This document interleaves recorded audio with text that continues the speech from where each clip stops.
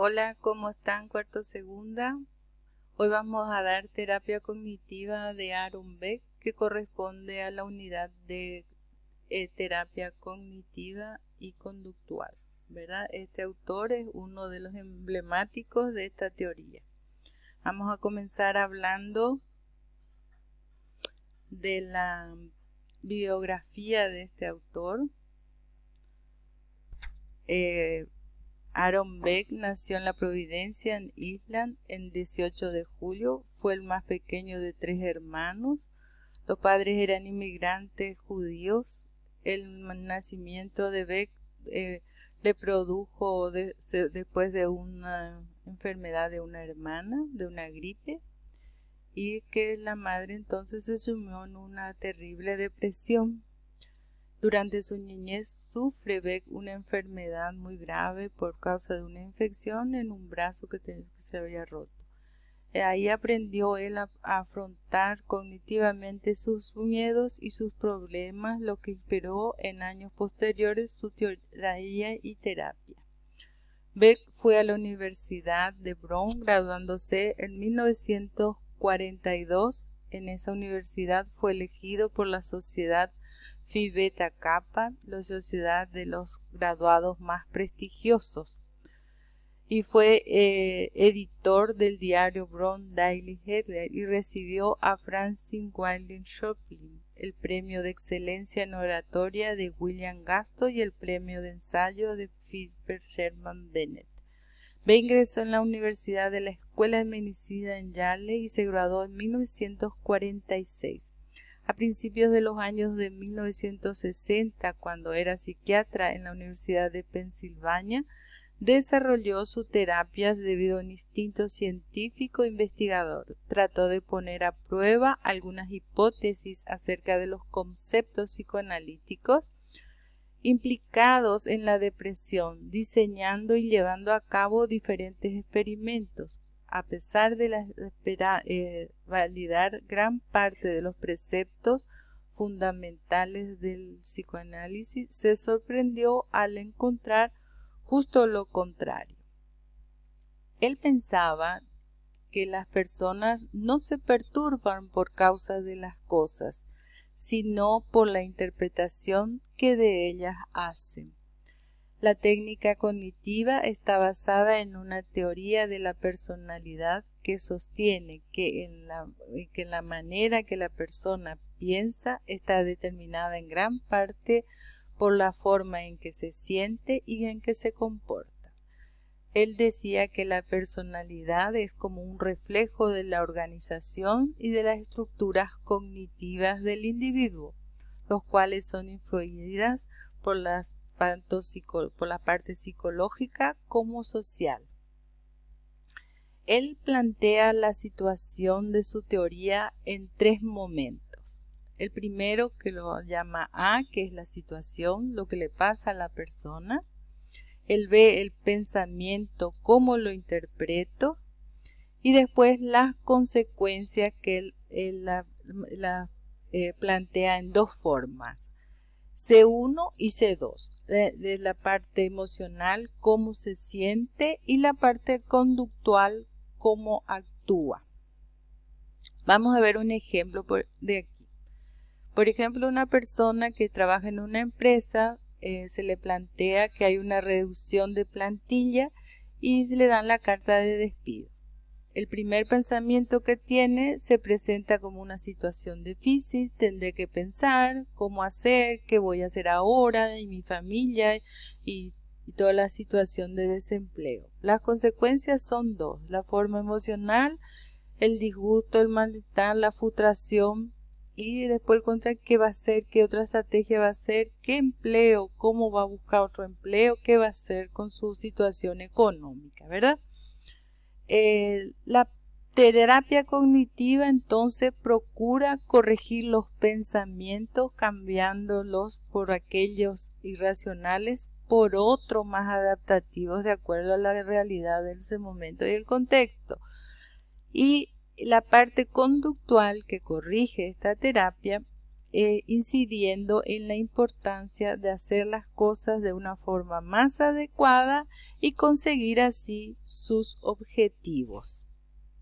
La definición de la técnica es un tipo de terapia que se basa en un modelo de trastornos psicológicos que defiende la organización de la experiencia de las personas en términos de significado, afecta a sus sentimientos y a su conducta. Esto lo dijo en 1967 y después posteriormente en 1976. El objetivo de la técnica es poder reducir el malestar emocional y las conductas contraproducentes de los pacientes mediante la identificación, la modificación de las consignas disfuncionales de aquellas que dependen de estas. Los niveles de terapia. Se habla entonces de la alianza que tiene que tener el paciente, lo que aporta la persona que quiere ser ayudada, enfocándose en los problemas y el objetivo, el proceso educativo o reductivo para llegar a capacitar al paciente para enfrentar sus situaciones de manera estable, saludable y funcional. La relación terapéutica existe el manejo de ciertas actividades que facilita la colaboración, especialmente de la empatía emocional y cognitiva, la aceptación del cliente y la sinceridad del terapeuta.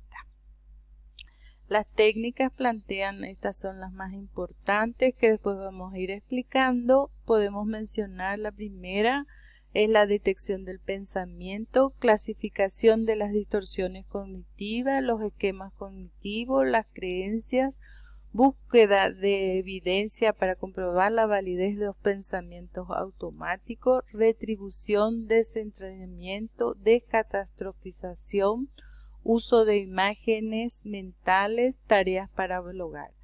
Bueno, esta técnica puede ser para una población que se puede aplicar en el tema de depresión, trastorno bipolar, trastornos de ansiedad, fobia, pánico, TOC, trastornos de personalidad, autoestima, trastornos de la sexualidad y adicciones.